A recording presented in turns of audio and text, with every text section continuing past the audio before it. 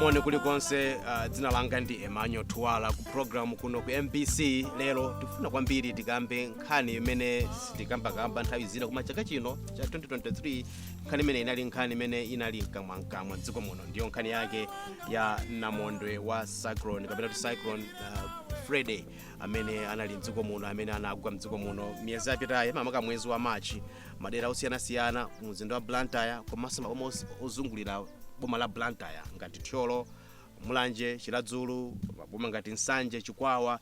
Kunabwera mphepo yovuta kwambiri imene inaononga madera ambiri, komanso tinaona madzi akuphulika m'mapiri amene nthawi zambiri samaphulika chimvereni mwina na polo wa 1940 chakuti, komanso wina waku amene adagwa ku boma la Phalombe ndi kuzomba zatenga zaka zambiri kuti nkhani imeneyi tikamvenso muno Malawi. Ndiye zidachitika ndithu madera ambiri mdziko muno, kuno kuchigawo chakumwera kumene kunaphulika madzi maboma mapiri osiyanasiyana amene ali maboma amenewa, komanso ena kuchoka mmitsinje chifukwa chodzaza ndi madzi ambiri amvula anasowetsa anthu mtendere. Ena ndithu pakadali pano ali makampu kapena misasa imene yakudzula ndi boma kuti abadikirira kwawoko akukhonza zinthu zosiyanasiyana. Tsopano program yathu ya lero ndili kuno kuphiri amene mukutimvera pa wireless, ndili mtsinde mwa phiri la Sadzi boma la Zomba.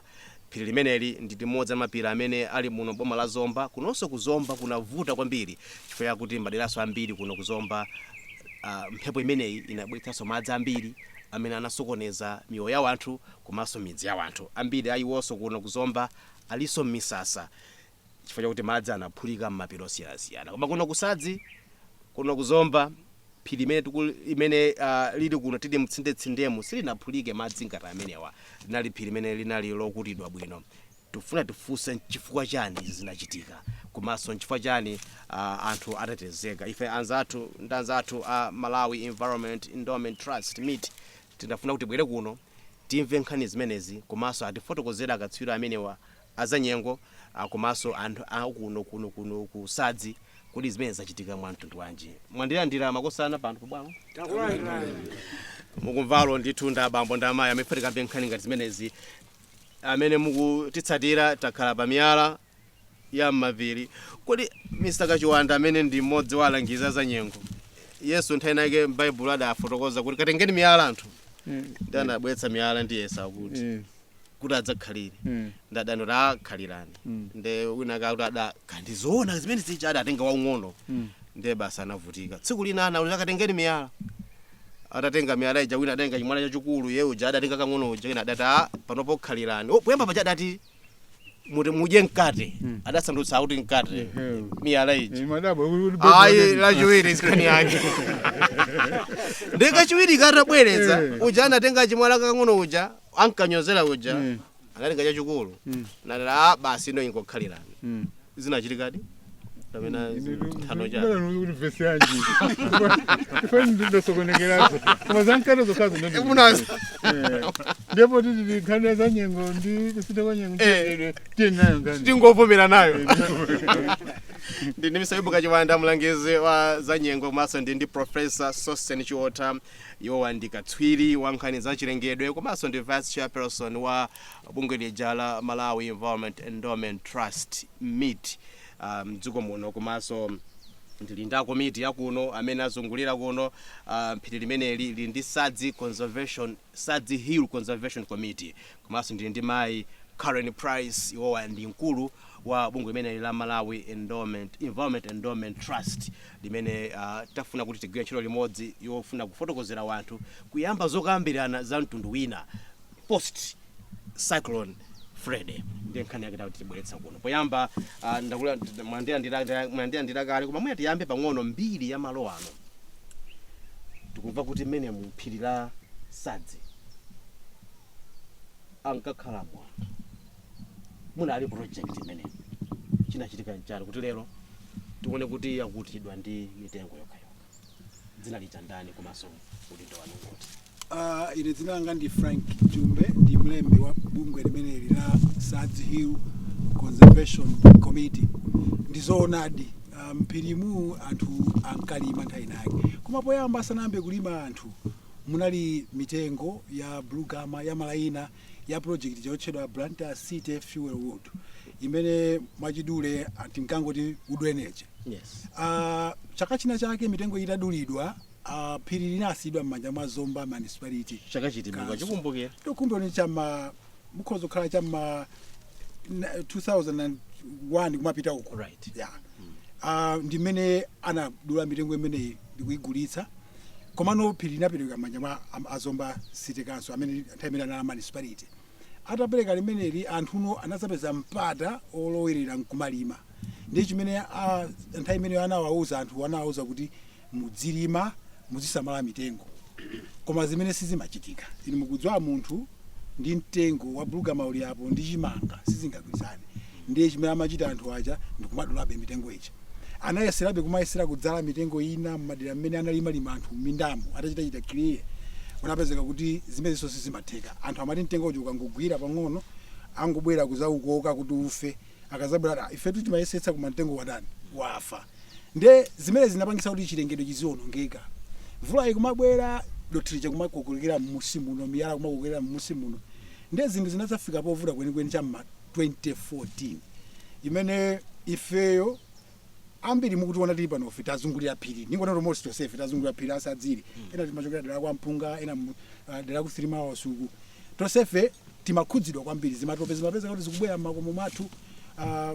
Kulephera kuti munthu muyende misewu kuduka ndi tinanena kuti akulu zinthu zizafika poti zafikapo sitingachite mwe chifukwa ukadalira anzathu andale amati iwo amaona mavoti kuti akamuletse munthu kuti alime amangoona ngati ndi mavoti ndena kuti ifeyo tiyendisa pangiza chibwana zimenezo ndi tinakhala basi ndazizanga amene mukuwaona apa kuna kuti akula kuti pange bwanji tinapanga gulu lotchedwa kuti concerned citizens kapena kuti anthu okhudzidwa nzika zokhudzidwa.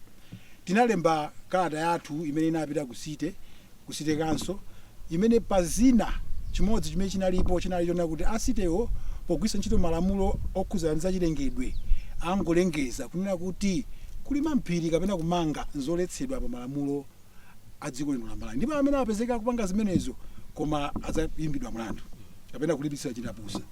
Nde tinawapatsa masiku 14 kuti feyo tufuna kuti mupange zimenezi pa masiku 14. Atatha masiku 14 kutapeza kuti zimene sizinachitike tinapetanso ku City kwakumbutsa nena kuti izikomo kwambiri tiyesetsa wiki ino tilengeze mwamwayi wake linali la mulungu limeneli analengeza. Ndiye chimene tinapanga ifeyo chifukwa ngati komiti timasonkha ndalama tinkasonkha 1000 aliyense ndamene tinali gulu 15 timasonkha 1000 kwa aliyense kuti ithandizire mbali yobwezeretsa chilengedwe mphiri mmenemo. Ndiye tinangolemba achinyamata amene amato ndi azitho zawo kuti tapitani mphirimu mulande wina aliyense amene apezeke akulima kali ndi nkhwangwa ndi khasu kaya kutani mulandeni zimenezo musamenye munthu koma Mungu umulanda. Ndi nthawi timati tikalanda timapitisa kwa kansala inaso tingati malemu kansala Namonde kuti atithandize ifa tinali tilibe malamulo oyendetsera phiri atuli timankhala kuti nakukhanga tikulu komano mbiri tamveka kuti kukuchitika zimenezi anthu akuoneka kuti alinazo chidwi kunabwerano anzathu amene ndi a leadership for environment and development lead imene ndi a professor Jota akulitsogolera amene amogwirizana ndi a forestry ndi anthu ena aso ma stakeholders ena kuti I think chinthu chitenti tithandizane nawo anthu apa chimene ayamba kale. Ndi koma njira yoyamba ndikuti ikhale komiti yokhazikika isakhale ngati ma consent season kapena anthu akukhuzidwa koma ikhale komiti yokhazikika. Ndi mwezi wa December tinapita ku Malindi Secondary School kumene anthu ochokera madera mosiyana osakhala tukali lapiri Sadzi komanso mapiri ena amene azungulira nawonso anabwera kumasanga makomiti oyang'anira mapiri amenewo. Ndi ife tindakhazikitsidwa ngati Sadzi Hill Conservation Committee ndi pamene panayambira nkhani yake. Mwachidule handakamba chidule ka mwayisimba bwino nkhani. Sinizole mafuna monjezera china chilichonse kumeneko chair kapena ndi ma members anthu anapite kwa akulu amene ali pano. Kungonjezera pang'ono zina lija ine ndine Hanik Sota chairman wa Sadzi Hill Conservation Committee. Mongo thandizana ndi anzangawo ndizoonadi zomwe akambazo. Lead inatenga mbali yaikulu kwambiri kuti ifeyo tikhale pomwe tili pano. Tinapanga nazare yomwe tinapanga sponsor tokha kuzala mitengo about 6,000 seedlings zomwe zinazapulumuka zinali 4,900 something. Yonseyo mitengo yonseyo tinakazala. Afotokoza kale anzanga unena kuti mosogozedwa ndi akhansala omwe tinali nawo malemu message aputula meha so rest in peace. Ndomwe nali pasogolo kwambiri kuthandizira. Choncho tingane kuti ntchito yathu yakhala yokhweka kwambiri chifukwa mafumu anachivomereza zona kuti chinthu chindi chawo and ifeyo tinali anyamatawo ngati task force yawo yona kuti makaubo yawo oma militant ona kuti akatituma kuti kapanganiza kuti ifeso tikapita ni anthu oti osokoneza mafumu aja samabereka tingane kuti mafumu anasaluza ozoberekera anthu zinazo zongambika nde sanalolere nsozonena kuti angambereke bwanji munthu okuba nde tinali kuthandizana nawo andi tikawatenga anthu aja kwa mthaya ambiri kupita nawo ku polisi apolisi amataya anthu aja so amatigwesa mphayi komabe ndi momwe mukuonera ifeyo tinazipereka ndithu kuti chinthu chitichiteze monga momwe mukuchionera. Ndipite kwa ina mfumu group village woman German chifukwa tibetakhala pano ntakhala mudzi mwa German kumbali yawo German maphiri meneli tinene kuti li ndi midzi yokwanira 8 pali midzi wa Milimbo, Simeoni, Makweza, Sauka, Mpakati komanso Chipopola. Koma tili kumbali yakuno ndi mudzi mwa German ndipo inu amene ndinu group village German woman German. Kuti mphamvu ya mafumu chifukwa sinu nokha kuli Sochi phiri kuli Chirobwe kuli mapiri amene aphulika chaka chino koma menemo muli adindo ngati ine mafumu mphamvu yanu mukathirapo mulomo pankhani ngati zimene akambira a secretary ndi a chair kuti mphiri musalowemo anthu imakhala mphamvu yorani. Ife mphamvu yathu ndikuti tikuteteza phiri chifukwa munthu akalowa ife timamulipirisa chindaposa kupanda apo timampitisa ku polisi chifukwa kunonga chilengedwe chathu chitukuko chathu nde ife zoterozo sitimazifuna ndi chifukwa chake timateteza phirili kuti likhale momwe lilili momwe mukuonera. Wena kusateteza lipo mafumu alipo koma ife sitilola munga ine ya group ya German sindilola zoterozo. Kumatsulo fuzo langa nena kuti mphamvu za inuyo ngati mafumu kunkhali ngati zimenezi ndi zotani kuteteza za chilengedwe mawu anu amakhala mphamvu bwanji. Kwathu kumakhala kwalimbikisa anthu kuti chonde musadule mtengo mtengo tizaufuna patsogolo koma pakali pano ayi pali njira zosiyana munga momwe mukuonera mvula momwe inabwerera chaka chino sinali mvula ya masewera inali mvula yoopsa koma monga ngati kusadzi uku kumagumukira myala koma chifukwa cha mitengoyo inakhala ngati kuti sinagumuke yateteza mitengo.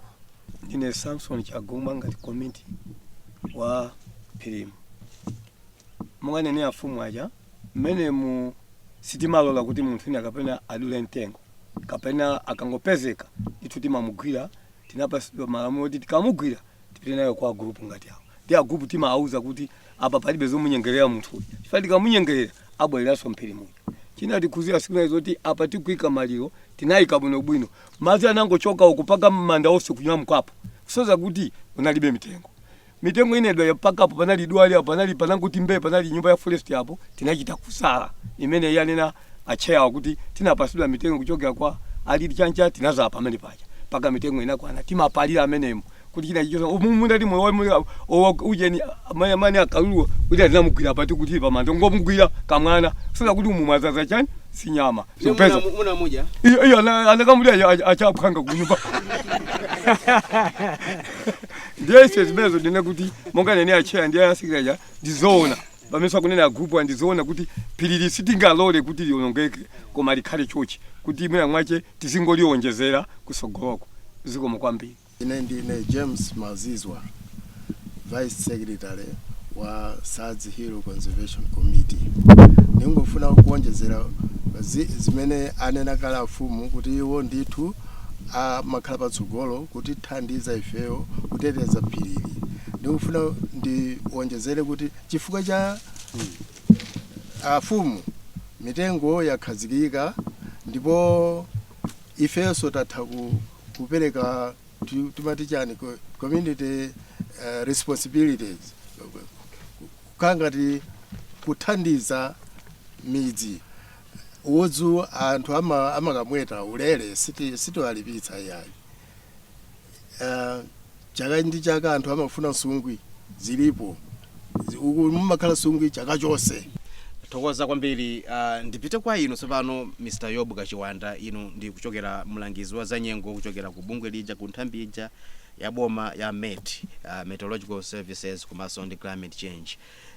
Mwaiva nkhani akamba ndamva kwambiri makosana yawa ndamva kwambiri ndi nanena muja kumamba muja kuti dziko muno inu mudalengeza kuti kuphulika Napolo ndipo Napolo kuphulika mphepo kubwera mphepo namondwe namundo anabweradi ndipo tinaona mapiri akukhuta madzi ndi kuphulika. Nkhani imene ichitika kuno munga ilumikiza bwanji? nkhani imene yakusadzi kuno ndi nkhani ichititsa chidwi kwambiri chifukwa eka kuti madera onse a dziko lino mwakamaka chigawo chakumwe kumene kunavuta madziwa ndingoti madera onse a dziko lino amachita zimene anthu akusadzi kuno akuchita mwina mavuto ngati awo bweza akuchepa. Ndinene momveketsa bwino apa kwa mtundu wonse wa Malawi kuti nyengo ipitira kusintha ndipo ilipo mpaka lekale. Chimene ndingakutsimikizireni inde nchowawa nyengo ilipo ikamasinthirabe zovuta zimene zimachita monga mvula yambiri kusefukira madzi kwambiri kuchuluka kwa ngozi zomwe zoziwika kunyengo zipitirira ndithu. Koma ndi wa Malawi aliyese kuonetsa kuti zimene zatani zachepa zimene anthu akusadzi kuno akuchita zichepa bwanji popeza ife mphepo mwachitsanzo namondo anabwerayo anachokera kwa Australia anaenda ku Australia konse kudutsa imene kudzatipeza kuno ndife tikakonza kwathu kuno kudzala mitengo ilimbikira chonchi ndituchitapo chani popeza sikuti tikukhala patoka zonadi sititokha. Komanso ndinene monge ndanena kuti ngakhale kuti chilengedwe isiwonongedwa m'malo mokha muno komanso dziko lonse lapansi ndese zimatikhuza. Koma ife tikayamba kuchepetsa mchizungu mitigation tikayamba kuchepetsa ngozi zomwe zopya mitengo imene anzathu akuchitira ndi kuti ngozi zimene zikhala zikubwera za namondo ezi monga ndanena kuti apitirira namondo eyo mabwera komanso azichulukira zikubwera muno ndi kuti tichepetsa ngozi zomwe kwathu kuno monga chimene ndibwerezenso chitsanzo ndanzathu akusadzi akuati group village imene German mvula tu inavutanso kuno mumva mwina Professor Jotatu uzaso kuti mvula inagwa mwina poposa milimita chaka chino chokha 2000 millimeters komatu pachaka kuti igwe mvula kuno ndi 1200 millimeters kunoko kuzomba kuno kuti agwa yambiri chaka chimene koma chaka chino yagwa 2000 millimeters kusonyeza kuti madzi ndi ambiri amene alowa panthakapa. Mphiri mumutati muone muligwa sikuti madzi sanalowe yayi kuno muna kunachilala yayi madzi analowa ali pasi pa madzi panyi ndi panthakapa koma mitengo yasunga yagwira nthaka ija ndi zimene zizofunika kwambiri. Chitsanzo somonga pa la Mulungu pa 12 March imene mati pa 13 mvula imene inagwa ku Palombe tsiku limodzi kwa Nkhulambe ndi 459 millimeters ndi mvula yambiri kugwa nthawi imodzi yonseyo kulowa pa nthaka imene mitengo palibe nchifukwa yetu osati kutsetsereka koma madzi aja amalowa pa nthaka imene sili yogwirana bwino chifukwa yoti palibe mitengo yambiri nchifukwa yetu muone kuti chizungu amati mudslide nchifukwa muone madzi nthaka ija ipanga matope kumatsike kumusi masiku atatu okha kwa Nkhulambe inagwa milimita 1077 millimeters masiku anga atatu ndi madzi ambiri amene akugwa pamene ndikuwuzani kuti pachaka ndi 1200 ngakhale sikupalombe ndezi kuti tsonyeza kuti ife udindo wosamalira miyoyo yathu ndi katundu wathu uli m'manja mwathu.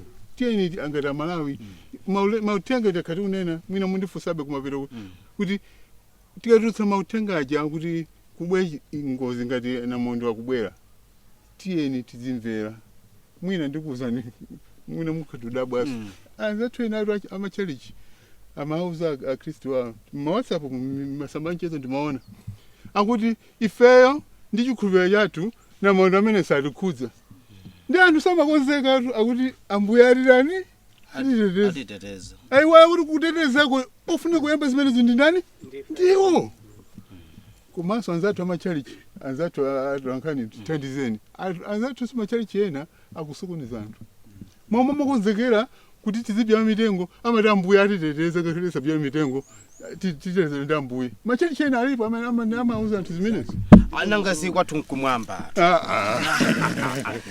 za nyimbo 371 iyayi ndipo imene chabambo inalimba mu chalichi aliyesa amakwezeka manja kuti kwathu sipadziko chikhulupiriro chopanda ntchito ndi chakufa ifetu azanyengo ife datumiro ndi mulungu amene amatipatsa nzeruzo ndi mulungu kuti anthu tizalangiza so iwo akamati ife chikhulupiriro ambuye atiteteze akutetezeni bwanji ngati mungokhala zimene anzathu amawayilesi inu mwina mbali ina mukutalowa koso kombe manzathu amatelevision ndi amawayilesi onse kuti chonde anthu amipingo athandizeni anthu kunena choonadi azikonzeka mofunikira ndithu ndipite kwa inu Professor Sosten Chiwota pepani tikubwezani pano padzuwa ndino amaofesi ayakoni ndimba kuphunzitsa mmakalasimu muli mozezera bwino pepani ndipepeso poyamba ziko koma mwaimva nkhani imene yalumphuka pano ndimafuna mutifotokozere nangasita khatu kamba kwambiri nkhani za kuti relief items kupita kwa anthu amene avutika ndi namondo ameneyu koma nkhani yalumphuka pano itifuati kamsipano chisogozo cha nkhani yonseyi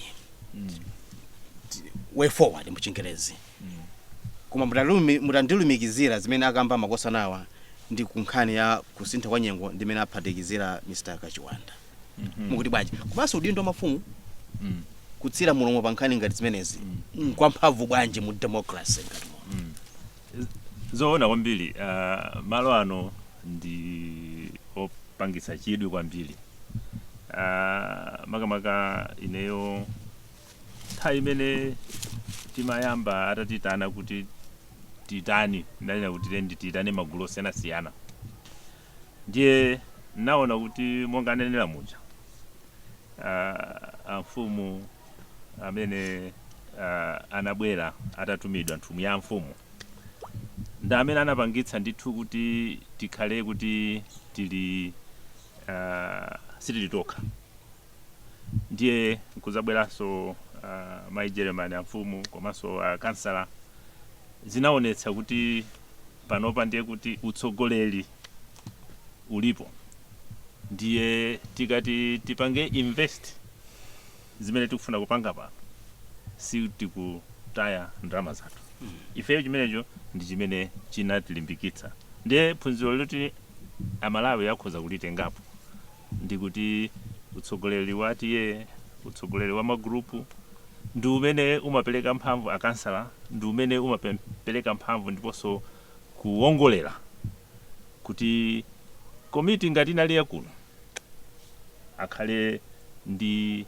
mphamvu zoti akhoza kupitiliza mafumu akanaoneka kuti alibe nazo chidwi akansala alibe nazo chidwi awawo ngakhale anali kuti chinthuchi achimvetsetsa kuti ngati sitikonza tikhala pa mavuto zikanakhala zovuta ndiye pamenepo pamene ndimati ndike mfundo imeneyo poyamba komanso tisayiwale kuti ordinary citizens zili ndi udindo nzika yaliyense mwina sindiwe mfumu sindiwe kansala koma wekha kuona kuti zinthu sizikuyenda pena pake ndipo iwe uli ndi upangiri woti ukhoza kuthandizira nawenso utengepo udindo wawo ndi zimene anapanga ma concerned citizens kuno kuti ifeyo tikhale ndi chidwi chodzithandiza tokha komanso kuthandiza anthu ena ndiye mwina nkhani yoyamba ndi imeneyo komano tikabwerera ku zanyengo monga anena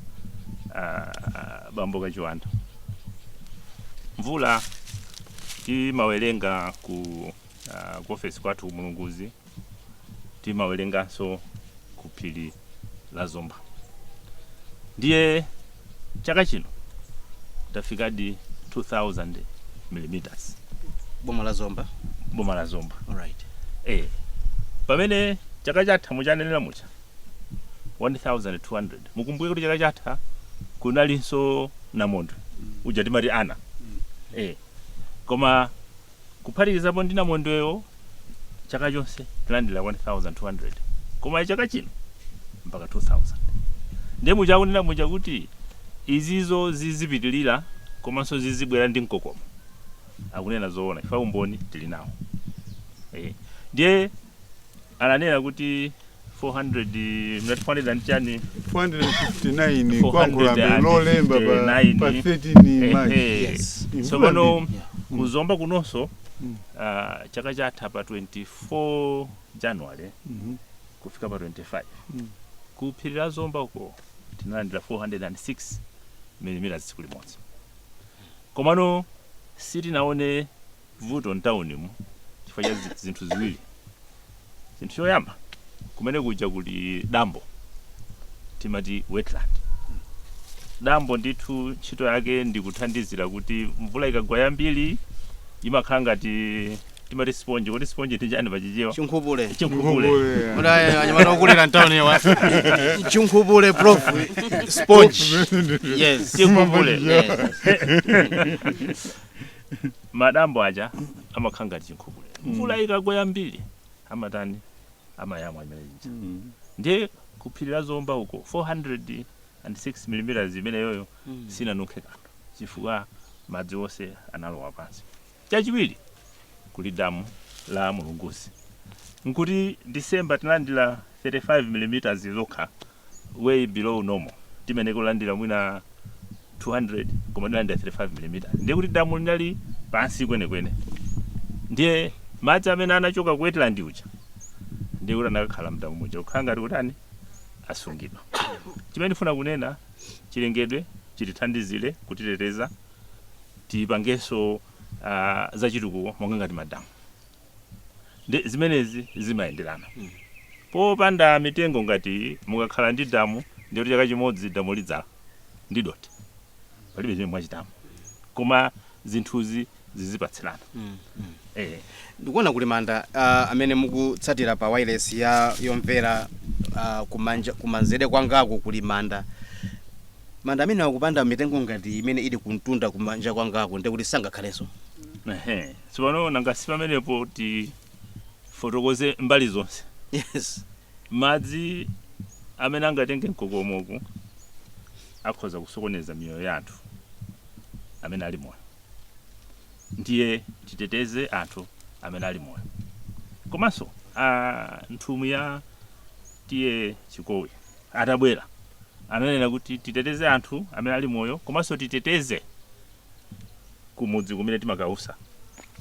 Ndiye pali njira ziwiri ndiye mwana panomo kuti apapo muja anafotokoza kuti nthawi imeneyo madzi amachoka ndi mkokomo ndikumatani ndikumafukula manda. Zimene zinali zosayenera malingana ndi mwambo wake. Chikhalidwe chathu. Ndiye tikamona chilengedwe chonchi chili ndi udindo pa moyo wathu kutiteteza ku zovuta za kusintha kwa nyengo. Komanso muja anenera muja chilengedwe ichi kubwerera. Mitengo ili umu muli zipatso muli ndimauza wawo kuti uje ni ntengele mazidziwa masuku madziwa zilimo Ntudza. Zimene zoti kuti uzale ndizovuta. Koma mukaise chilengedwe chicha zimaphukira zokha. Zipatso zabwino mukamamva anthu akunena masiku ano kuti tizidya zinthu za thanzi. Amayikapo gulu la zipatso za chilengedwe. Umumu zaphukira. Yeah. Ndipite kwa inu my current price ino ndinu mkulu wa bungwe lija la Malawi Environment Endowment Trust no the meet. Mumazimva kale zimenezi Mrs. Price. Mumazimva bwanji komanso mukuganiza kuti tiyambe kuyankhulano mwamanduza mchingereza kuti we need to start a new conversation of post Cyclone Freddy. What do you mean? Mugamayankhula chizungu ngati chimenecho. Kuti we need now to start thinking post Cyclone Freddy. Thank you so much. Yeah.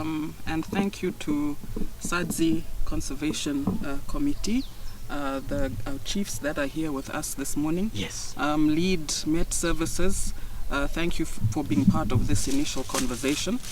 I think, as we all know, the country has been experiencing increased frequencies of cyclones over the years, as we've also heard that these will continue in the years to come.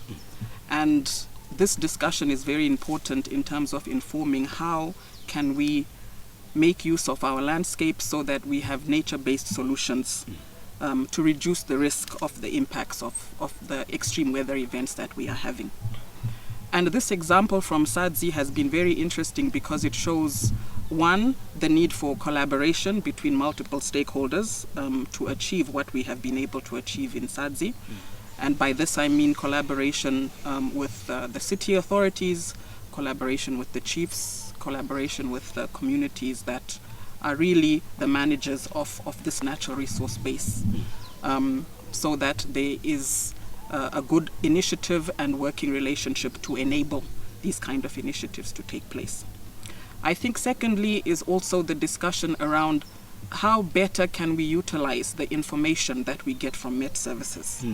How better are we prepared to use that information if, for example, there is a year where there is too much rainfall? What do we have in place, not only individually, but within our communities, within our cities, to be able to withstand the impacts of having too much rainfall for whatever particular reason? So this is an important discussion because once a disaster happens, we had the incident of Cyclone Freddy, which unfortunately we lost a lot of lives. There was a lot of infrastructure damage, especially within the southern region. And the importance of immediate relief, as we know that we have people that have been living in camps that needed food, that needed clothing, that needed bedding. They had lost pretty much all of their assets. This is an immediate response that also needs to take place. Okay. But this discussion is really to say what needs to happen in the medium to long term. Yeah. What needs to happen within our respective landscapes to reduce the impacts of these incidents? What needs to happen to reduce the impacts of mudslides or reduce them or eliminate them completely? What kind of nature-based solutions do we need to be thinking about to make this happen? And this example from Sadzi, where we are now made aware and we know that hills of this nature also provide an ecosystem service. They regulate floods. They regulate the flow of water. It allows for water to infiltrate and not have as excessive runoff as we have seen on other hills that are not as forested as Sadzi is. So this is the medium to long-term discussion that needs to happen to inform the potential of these type of restoration initiatives, the potential of establishing collaborative efforts among multi-stakeholders to make this happen, so that we have more landscapes that are able to absorb such incidents as and when they happen. What about those places that the landscapes are no longer available? You're talking of places such as where people have built their houses on top of mountains that were supposed to be, as you probably say, landscapes that we could utilize to avoid or to eliminate the challenges that we are currently facing. People have built houses in Chirobwe Mountains, in Delande Mountains. So those are already claimed. How would we reclaim those landscapes to address issues that you've been saying? Yeah, that's a very good question. I think it comes back to a planning issue. It comes back to our cities are growing, and we have people moving into the cities, a lot of rural-urban migration taking place. We have population growth, as we all know, and Malawi is already a small country, so our land holding size is already relatively small. But like I said, it comes back to planning. Okay. And there are areas where construction of houses, etc. These are fragile landscapes, should not happen. So this is where the discussion with the planning authorities also needs to happen. Where we also have areas, especially in cities and towns, where we concretize a lot of the environment or within that residential area, we put concrete. Okay. That reduces how water can be absorbed within that landscape, resulting in a lot of runoff. As we are talking about planning, what is being put in place to allow for drainage? What is being put in place to allow that there are still some green spaces that can provide this ecosystem function to reduce the incidence of floods and excess water that comes with these kind of incidents.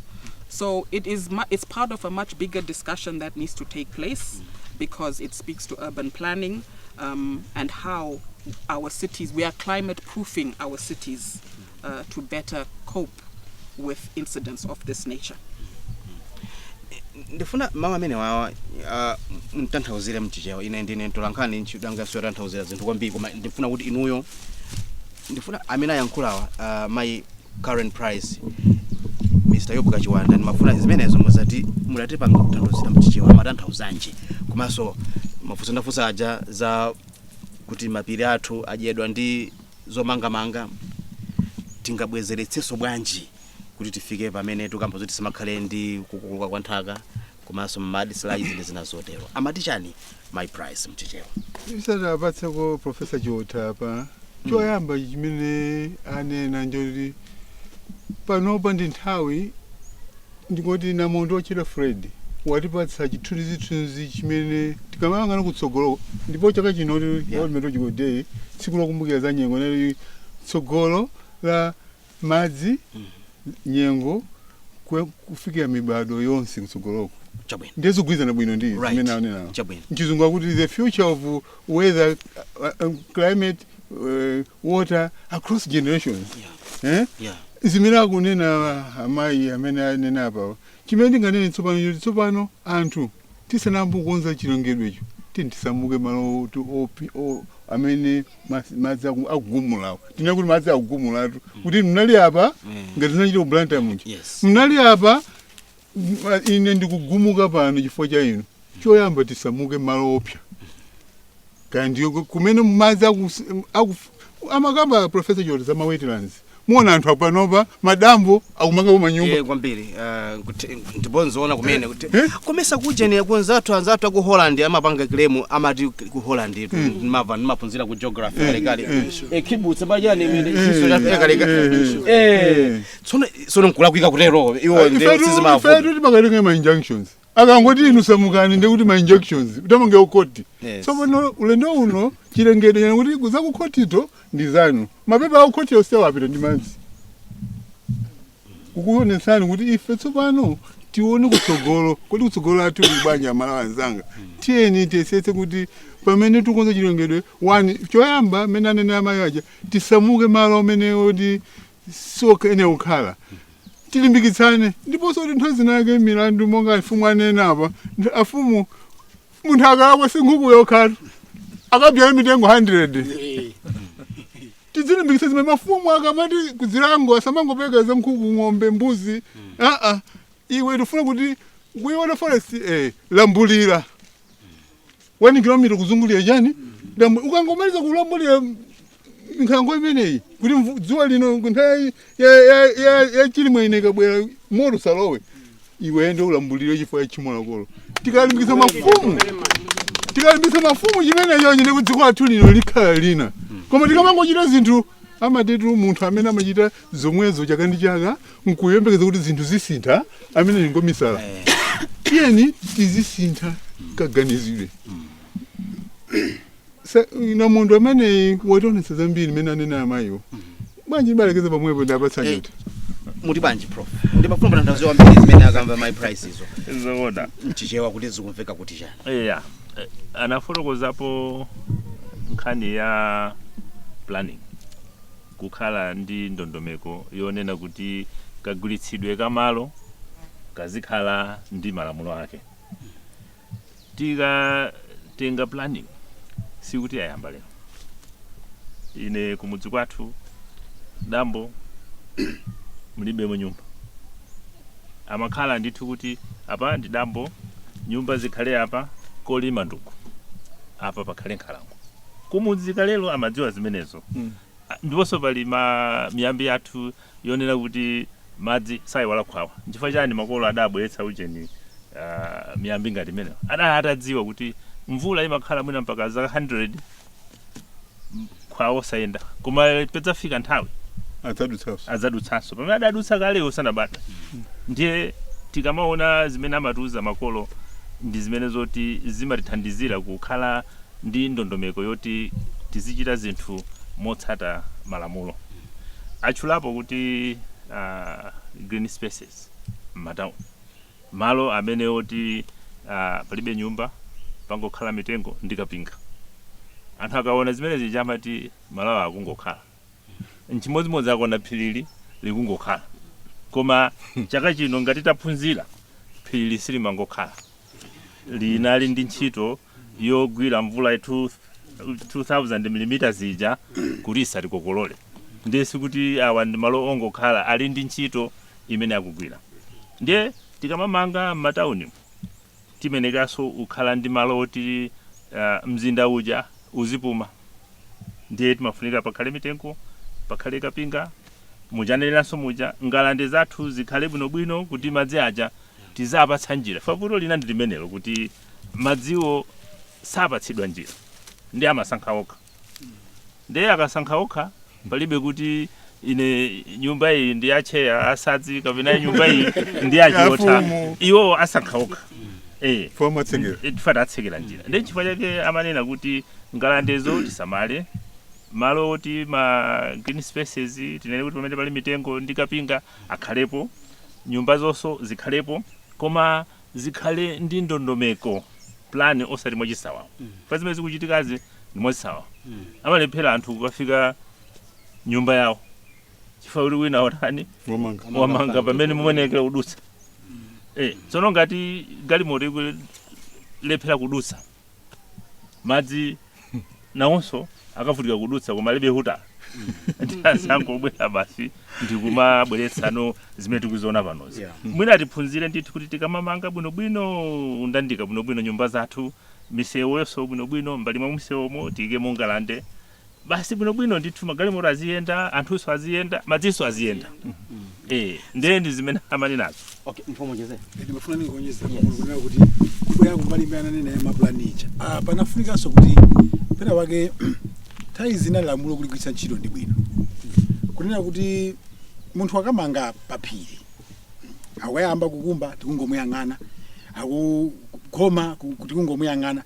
I think nthawi inake tizigwiritsa ntchito malamulo. Chifukwa munthu chakulakwira malamulo. Mapeto olekerera zinthu ndi amene zipiraona nimeza chitikira pano konsoma. Chimene ndimafuna kuti ndingopempha kuna kuti nthawi zina zinthu zikamaukanira munthu umagwiritsa ntchito mawu amene anenera kuti collaboration. Kunena kuti aja ndi aja mukhala pamodzi ndikuchilankhula chinthu chija limodzi. Anthu amatheka kumva. So inde tikhoza kuyesetsa kumanga kuti tizimanga nyumba zolimba going forward. Where tizipanga concrete anena choncho. That is very true. Kumano pali malo ena aona kuti otati timange zimene tikunenazo. Kupata unungapo chilengedwe. Talephetsapo taikapo chinthu china yefa Mulungu atalenga dziko lapansi lino anampasa munthu kuti aliyang'anire. Bible imanena choncho ku Genesis. Aliyang'anire chifukwa Mulungu anamulenga kumapeto kwa Jan God kwa dziko atalenga china chinthu yang'anire. Koma panopo tikulipira machimo tikulipira chifukwa cha machimo amene tinapanga poononga chilengedwe. Sife tokha umayi kuno. Maso ngakhale maiko enawo. Let me come back to you, Mrs. Price Karen. How do we define poverty? Because I think some people have argued that people build in those higher places because that's what they can afford. Sanga kwanitsa kumanga chifukwa munatengedwa kalenda mwenye majono manager ntaunimu anatenga malo abwino. Nde munthu ufuna manga nyumba yako ugwira ntchito ku factory ya ntauni mundilandemo koma ufuna kukhandika khumbi kako nyumba yako ndio mamanga paphiri paja. muri bwanje nkhani Mwina asana yake ndawolera mu. yes Capital city yes kuli Longwe. Kuli area 10, area 11, 12. Ndiye kuti akulu amene mukunena. simungaone ko mafloods akuchitika Then kuli area 15. yes Ndiye kuti level ina. Then mufika ku area 18. Kuliso level ina. Then area 25. Zimene zizo zinalima plan. Kuti ku area 10 nyumba ya 3-4 bedrooms. Ku area 15 3 bedrooms. Area 18 2 bedrooms. Ku 25 meneko ndiyoti mene mumuonera. Komanso kunali traditional housing. Inu mwabwera mtown. Ngasimwe kamba kuti kapezedwe kama kandalama kama kakosiyana. Inu mwabwera mtown. Koma makobida anu ndovutira. Ndiye tikachoka ku area 25 kucha kunali traditional housing. Misewu idali opanga ndithu bwinobwino, maploti opanga bwinobwino, koma maloledwa kumanga nyumba yofolera ndi udzu. Mtown. Ndiye planning iyo ndi mene tisathawe kumphawi yayi. Koma anthu tapatse mwayi oti malingana ndi mene apezeramo atha kumanga nyumba bwinobwino sakhalanso malo amene oti kutsogolo adzakhala chiopsezo. Zinachitika kuli Longwe. Komano maplana amene achatachitikano panadzapezeka kuti malo amene anasiyidwa kuti awa ndi madambo muzidzera madzi.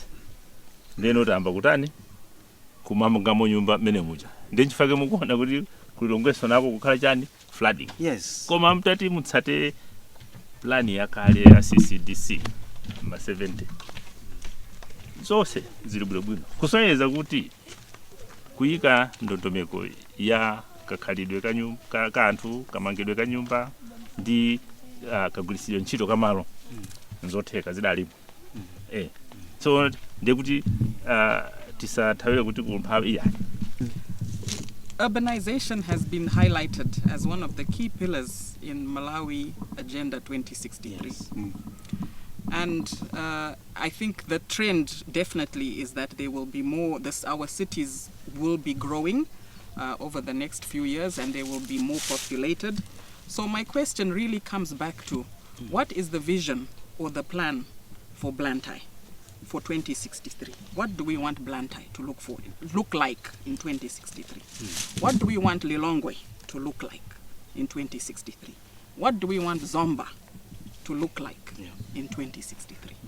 What do we want Mzuzu to look like in 2063? While also acknowledging that we are at risk to climate change and there are various scenarios that we have already learnt are very possible and can happen even within the urban landscape. So this comes back to where are we, how are we designing our cities in terms of housing? As you've already mentioned, there needs to be options in terms of types of housing available, who can afford what kind of housing, and where is that housing placed? Ineyo dandaulanga kwambiri ndiona kuti ma policy makers samakhala consistent akamapanga malamulo awo. Chifukwa nkhani monga ngati ya mapiri kapena azilengedwe, ma policy makers they change like skates. Lero anena ichi, mawa anena ichi. So pempho langa ndrongo pempha anzathu ali kuntundako, more especially my politicians. I'll cite an example. Plastic papers, thin plastic papers. Lamulo linadusa ku parliament.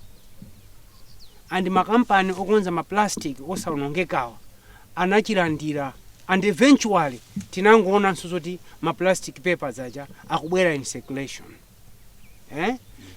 Yeah, so they went into an injunction. Zinthu zoti ngati government has got the machinery to vacate all those injunctions. Koma ifa yoti amakhala corrupt, akuluakulu omwe angapange vacate ma injunction amakapasidwa ndalama.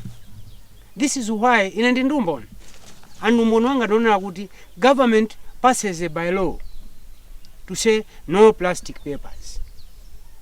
And tomorrow, you see the very same plastic papers in circulation.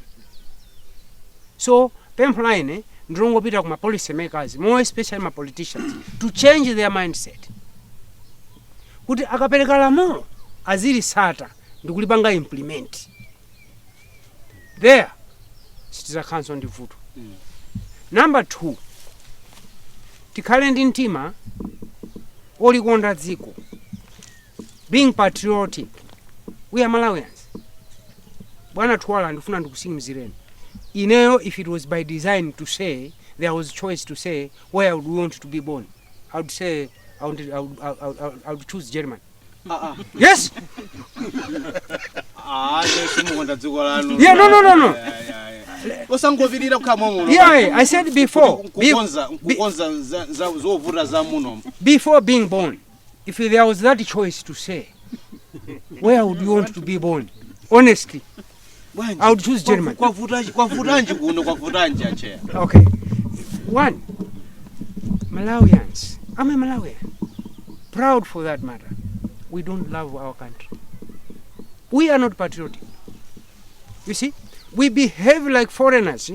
That to say, tomorrow the government might just change their rule to say, oh, foreigners, go home. But look, this is my country, where honestly I need to be patriotic. Nzika okonda ziko.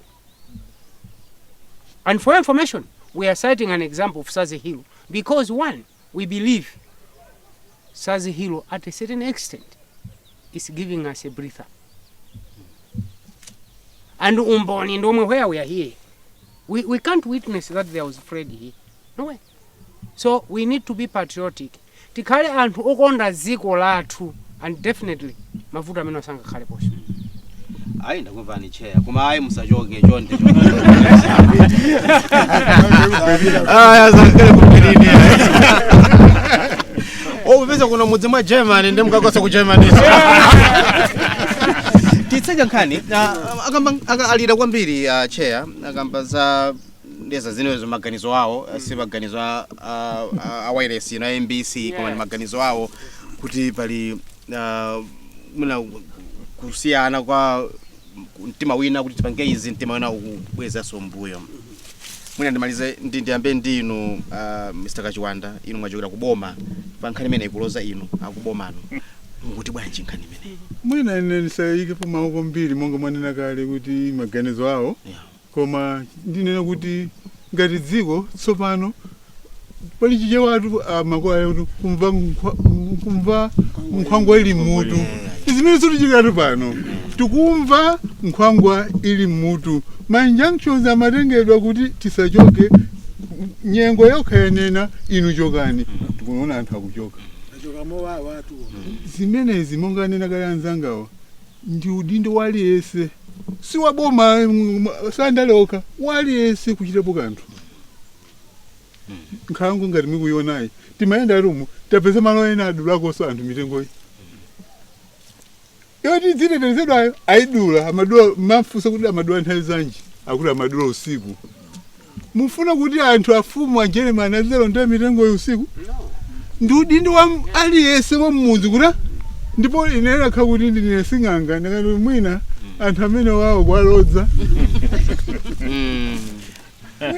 Makolo aja nali njira zochitira discipline anthu. Makolo athu tazita zonse zifukwa cha moyo wa Chikhristu. Koma anali ndi njira zozitetezera. Iwe ukangochita izi mwina mlomo utembenuka. Anthu amasiya usamachita zinthu. Amakhala ndi mantha amene akuti. Tsopano ndi udindo wa mabungwe miti masolidi kuthandiza kuti maganika sinthide kaganizidwe kapitirire. Ndakumvani. Mwandimvetse sejewacho. Current price, how would you conclude? Thank you.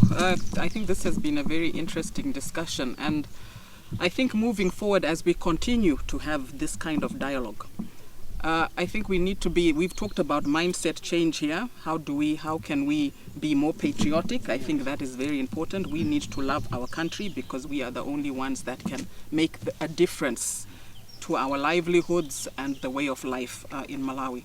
But I think on top of that, as we continue to battle the issues around climate change, the one thing I would say is, I think there's a saying that goes more along the lines of the cost of inaction is higher than the cost of action, something around that. So as we have seen, the response effort, the loss of lives, the loss of infrastructure cannot be valued. It is really a lot of, it has been expensive, it has been tragic, and the cost of inaction is greater than actually being able to do some efforts, restoration efforts, where they can be done, so that moving forward we are not as at risk to these kind of situations. So let's make that investment now. Let's make that investment. There are lessons to be learned. We have had cyclones on an annual basis. Let us learn from these experiences. Let us learn how to use the data that comes in, the information that comes in from Met Services. Let us learn from best practices such as what we have seen in Sadzi to inform us and make us a safer and more resilient country moving forward. Tokoza kwambiri amenewo ndi my current price mkulu wa bungwe lija la MIT Malawi Environment Endowment Trust kutikambira programu yathu ya lero. Ndipite kwa inu Professor Sosten Chiwota, muitseka bwanje nkhani ya zokambirana zathu za lero pano pa bwalo. Zoona ndithu makamaka ngotenga mawu aja ali Malawi 2063 amanena kuti nzotheka chifukwa kunoku kati zatheka kuno kwina kulikonse zikhoza kutheka. Ndiye makamaka mkumano wathu wa lero ukhale ngati chiphunzitso kwa ena amene mwina amaona kuti zimenezi nzoti zikhoza kutenga nthawi kuti zichitike. Koma tinayamba 2014 imene timafika 2019 tikamapanga satellite assessment tikuona kuti vegetation cover ina 25% pamene timayamba. Koma panopa yadutsa 65% kuthamangira 70%. Ndiye mzakazi zokwanira zisanu zokha. Ndiye chifukwa ndikunena kuti chani ndizotheka. Komanso ndigwirizana nawo my current price kuti kukonzekera zinthu zisanachitike kumakhala kopepuka kusiyana ndi kuti zinthu zija zachitika ndiye uzipangano ngati mwaphuma. Chifukwa ngati apapo ndiye kuti 5 years iyo zathandizira ndithu kuti mavuto amene amaona mbuyo pafupi achepe. Ndiye nchifukwa choti anakonzekera. Pachizungu amati anticipatory. Awatiuza kuti nkhani zimenezi za namondwezi sizitha. Zizichulukira. Ndiye anthu akuno kusadzi ndi mafumu adakhala ngati anticipatory planning. Kuti kutsogoloko sitidziwa kuti kudzakhala modani. Ife titani tibwezeretse chilengedwe. Zipatso zake ndi zimene taona chaka chinochi. Ndiye nzotheka ndithu malo ena aliwonse. Tokoza kwambiri amenewo ndi Professor Sosten Chiwota, katswiri wa nkhani za kusintha kwa nyengo amene amatikambira mmodzi mwa alendo anga mpulogalamu imeneyi imene timafuna tikambe kwambiri za kodi tikuchitanji kuyang'ana chitsogolo pa nkhani ya kusintha kwa nyengo. Matimangana kwambiri mkulizana kapena kuyankhulana pakati pa chilengedwe, adindo ndi wanthu, komanso ndi ngozi zimene zikudza chifukwa cha kusintha kwa nyengo. Tinakoza kumene ifa MBC ndazathu amene anatibweretsa kuno a Malawi Environment Endowment Trust kuti tichite zokambirana zimenezi kufuna kuti tiyambe kukambirana tsopano pita chitsogolo cha nkhani zimenezi za Freddy kapena za namondwe kapena za kusintha kwa nyengo. Mwina takhala kwambiri tikuyankhulana ma relief items kapena kuti zothandizira wanthu zabwino ndithu, koma tsopano tivite chitsogolo chorani kupita kutsogolo chifukwa akamba kali kuti ngazi zimenezi zizidza chaka ndi chaka. Kodi anthu angakonzekere bwanji kapena kuti angazikonzekeretse bwanji kuti akhale olimbana kapena kuti athe kukwanitsa kukhala mu nyengo imeneyi imene muli kusintha kwa za nyengo. Pana tsiku lina dzananga ndi Manja twala makoma nonse.